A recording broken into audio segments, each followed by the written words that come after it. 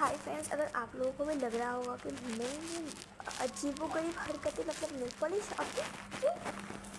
भाई इसके लिए नहीं पहन रही कि समर वेकेशन स्टार्ट है, मतलब स्कूल ख़त्म हो गया है। इसके लिए पहन रही हूँ क्योंकि आज बर्थडे पार्टी है। तो मैंने तो बहुत सारा ड्रेस बर्थडे पार्टी के लिए ये लहंगा फहंगा बहुत पहनता हूँ। तो मैंने सोचा कि सुंदर सा आउटफिट कर तो मैंने चूज़ किया। तो लेट्स गेट स्टार्टेड, आप लोगों को दिखाओ। और इसे स्पेशली मैंने देखा है, मैंने तो ये दिखा लूँ ये ड्रेस। और अभी जो नेम होगा ना पर्पल कलर में ऊपर, ज़रूर देखना आप लोग।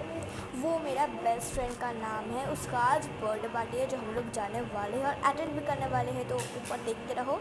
देखो फ्रेंड्स, आप लोग नाम देख लिए। बस आज के लिए इतना ही। Like and subscribe for more. और आज मुझे बहुत ज़्यादा मस्ती सूझ